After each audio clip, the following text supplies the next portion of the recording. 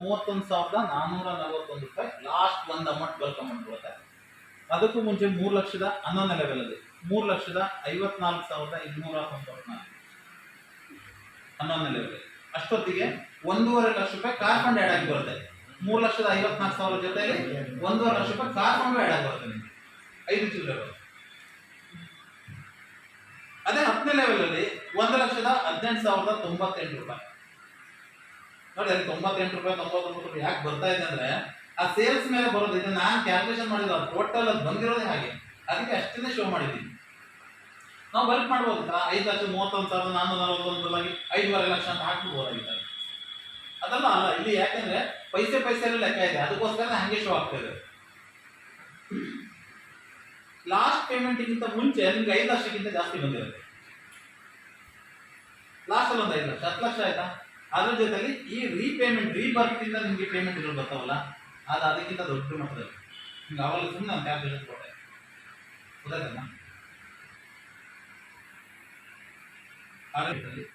ದೊಡ್ಡ ಮಟ್ಟದಲ್ಲಿ ಸರ್ಚ್ ಮಾಡೋದು, ಅದ್ರ ಅಂಗಸಂಸ್ಥೆಗಳೆಲ್ಲ ಉಟ್ಕೊಂತಾರೆ. ನಮ್ಗೆ ಇನ್ನೊಂದು ಇಂಟೆನ್ಷನ್ ಇದೆ, ನಮ್ಮ ಜನಗಳಿಗೆ ಏನಾದ್ರು ನಾಲೆಜ್ ಕೊಡೋದು, ಏನಾದ್ರು ಒಂದು ತರಬೇಕು ಅಂತ ಯಾಕಂದ್ರೆ ಆಗ್ತಾ ಇಲ್ಲ ನಮ್ಮ ಹತ್ರ.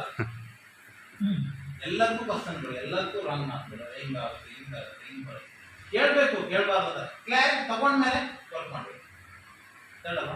ಅದಕ್ಕೋಸ್ಕರನೇ ಒಂದು ನಾಲೆಜ್ ಸಂಬಂಧಪಟ್ಟಂತೆ ನಮ್ಮ ಒಂದು ಎಜುಕೇಶನ್ ಮಾಡಬೇಕು ಅನ್ನೋ ಕಂಪ್ನಿಯಿಂದ ದೊಡ್ಡ ಇಂಟೆನ್ಷನ್ ಇದೆ. ಮುಂದಿನ ದಿನಗಳಲ್ಲಿ ಸ್ಕೂಲ್ ಮಾಡಬೇಕು ಅನ್ನೋದು ನಮ್ಮ ಒಂದು ಗುರಿ ಇದೆ.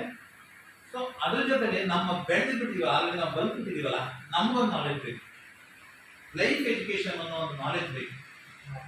ಸೊ ಅದನ್ನ ಕಂಪನಿ ಮಾಡಬೇಕು ಅಂತ ತುಂಬಾ ಡಿಸೈಡ್ ಮಾಡ್ಕೊಂಡು, ಯಾಕಂದ್ರೆ ಗೊತ್ತಿದ್ದವ್ರ ತರ ಇದ್ದು ಇದ್ದವ್ರ ತರ ಹಿಂಗೇ ಬದುಕ್ತಾರೋ ನಮ್ಮ ಜೀವನ. ಗೊತ್ತು ನಾಳೆ ನಾನು ಬದುಕಲ್ಲ, ನಾಳೆ ನಾನು ಸಾಯ್ತೀನಿ, ಇರಲ್ಲ. ನಾನು ಈ ಭೂಮಿ ಮೇಲೆ ಹುಟ್ಟಿದ್ಮೇಲೆ ಒಂದೊಂದು ಬರ್ತಡೇ ಬರ್ತಾ ಇರ್ತಲ್ಲ ನಮ್ದು, ಅದ್ದೂರಿಯಾಗಿ ಆಚರಣೆ ಮಾಡ್ಕೊಂತೀವಿ ನಾವು, ಕೇಕ್ ಕಟ್ ಮಾಡಿ ಮಾಡಿ. ಹುಟ್ಟಿದಾಗಲಿಂದ ಶುರು ನಮ್ಮ ಸಾವಿಗೆ ದಿನ ಹತ್ರ ಬರ್ತಾ ಇದೆ ಅಂತ ನೋಡೋ ಕರೆಕ್ಟಾ. ಒಂದೊಂದು ದಿನ ಕಳೆದ್ರು ಸಾವಿಗೆ ಹತ್ತತ್ರ ಬರ್ತಾ ಇದೀವಿ ಅಂತ ತಾನೆ, ದೂರ ಹೋಗ್ತಾ ಇದೆ ಅಂತಾನ, ಹತ್ರ ಬರ್ತಾ ಇದೀವಿ ಅಂತ. ಸೊ ಕೆಲವೊಂದು ಎಜುಕೇಶನ್ಗಳು ನಮ್ಮಲ್ಲೇ ಇದೆ. ನಾನು ಇನ್ನೊಂದು ಯಾರೋ ಒಂದು ಇನ್ಶೂರೆನ್ಸ್ ಮಾಡೋದ್ರೆ ಇಲ್ಲ, ಆಮೇಲೆ ಮಾಡ್ಕೊತೀನಿ, ಆಮೇಲೆ ನೋಡ್ಕೊತೀನಿ. ಬೆಳಿಗ್ಗೆ ಆದ್ರೆ ಹೆಂಡತಿ ಮಕ್ಕಳಿಗೆ ಏನು ಮಾಡಿದೆ, ಮಕ್ಕಳ ಎಜುಕೇಶನ್ಗೆ ಏನಾದ್ರು ಮಾಡಿದ್ಯಾ, ನನ್ನ ಅಕೌಂಟಿಗೆ ಏನಾದ್ರು ಮಾಡಿದೆ, ಇಲ್ಲ ನಾನು ಸ್ವಲ್ಪ ಎಲ್ಲ ಒಂದು ಸೆಟಲ್ ಆಗ್ಬಿಡ್ತೀನಿ ಲೈಫಲ್ಲಿ, ಅವಾಗ ಮಾಡ್ಬಿಡ್ತೀನಿ. ಸೆಟಲ್ ಆಗೋಷ್ಟಕ್ಕೆ ಅವನೇ ಇರಲ್ಲ, ಅವನೇ ಸೆಟ್ಕೊಂಡಿರ್ತಾನೆ. ಸೊ ಸಿಕ್ಕಿದ ಅವಕಾಶನ ಇಮ್ಮಿಡಿಯೇಟ್ ಆಗಿ ಬಳಸ್ಕೊಂಡವನೇ ಇವತ್ತು ಹೆಸರು ಬುದ್ಧಿವಂತ ಆಗುತ್ತೆ. ನಾವು ತುಂಬಾ ಜನ ನೋಡಿರ್ತೀವಿ. ನಾವು ಇನ್ನು 10 ವರ್ಷ ಹಿಂದೆ ಹೋಗ್ಬಿಡಿ, ಎಲ್ಲರೂ ಒಂದು 10 ವರ್ಷ ಹಿಂದೆ ಹೋಗ್ಬಿಡಿ, ಏನ್ ಮಾಡಿದ್ವಿ ನಾವು 10 ವರ್ಷ ಈಚೆಗೆ ಏನ್ ಮಾಡಿದೀವಿ. ನಾವು ಸುಮಾರು ಸರ್ ಇದೇ ಮೀಟಿಂಗ್ ಅಲ್ಲಿ ಉದಾಹರಣೆ ಕೊಟ್ಟಿದ್ದೀವಿ. ರಿಷಬ್ ಶೆಟ್ಟಿ 10 ವರ್ಷದಲ್ಲಿ 300 ಕೋಟಿ ಆಸ್ತಿ ಮಾಡಿದ್ದಾರೆ. ದರ್ಶನ್ 300ರಿಂದ 400 ಕೋಟಿ ಆಸ್ತಿ ಮಾಡಿದ್ದಾರೆ. ಎಷ್ಟು 10 ವರ್ಷದಿಂದ ಏನೂ ಅಲ್ಲ, 50 ದಿವಸ 500 ಕೋಟಿ ಆಸ್ತಿ ಮಾಡಿದ್ದಾರೆ. ಕೋಟಿ 500 ಕೋಟಿ 50 ಲಕ್ಷನೂ ಅಲ್ಲ ಅದು. ಆ ಚಾನ್ಸ್ ನಾವು ಬಳಸ್ಕೊಂಡ್ರೆ, ಆ ಚಾನ್ಸ್ ನಾವು ಬಳಸ್ಕೊಂಡ್ರೆ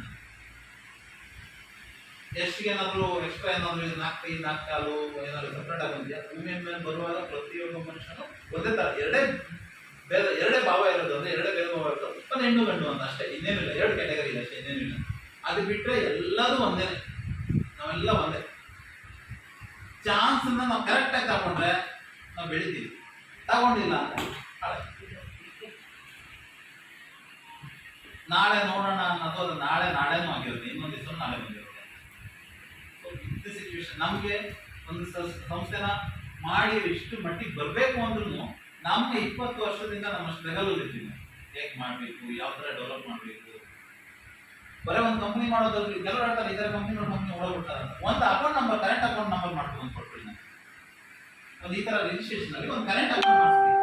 1000 ಕ್ವಶನ್ಗಳು ಕೇಳ್ತಾರೆ, 1000 ಲೀಗಲ್ ಬೇಕು. ಅಷ್ಟು ಈಸಿ ಇಲ್ಲ ಹೇಳೋದಲ್ಲಿ, ಯಾರು ಬೇಕಾದ್ರೂ ಮಾಡ್ಬಿಡ್ತಾರೆ ರಿಜಿಸ್ಟ್ರೇಷನ್ ಮಾಡ್ಕೊಂಡು, ಚಾನ್ಸೇ ಇಲ್ಲ, ಮಾಡೋದಕ್ಕೆ ಆಗಲ್ಲ ಅಷ್ಟು ಈಸಿಯಾಗಿ. ನಾನು ಹೇಳ್ದಲ್ಲ, ಒಂದೊಂದು ಚಿಕ್ಕ ಟ್ರಾನ್ಸಾಕ್ಷನ್ ಸಹ ನಮಗೆ ಗೊತ್ತಿಲ್ಲದಾಗಿ ಇಂಟರ್ನಲ್ಲಿ ಒಂದು ಟೀಮ್ ಅದನ್ನ ನೋಡ್ತಾ ಇರ್ತಾರೆ.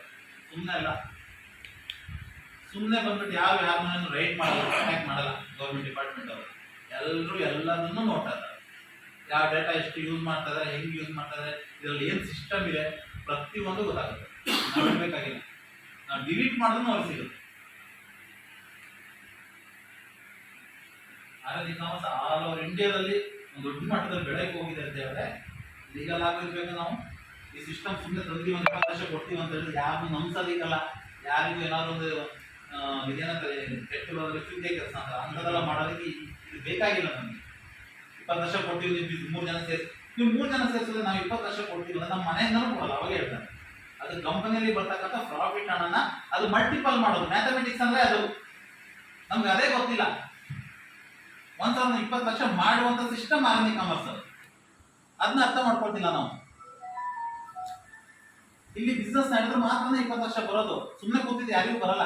ಆ ಬಿಸ್ನೆಸ್ ಮಾಡೋದಕ್ಕೆ ನಾವು ಇವರೆಲ್ಲ ಇರೋದಿಲ್ಲ, ನೀವುಗಳಿರೋದು.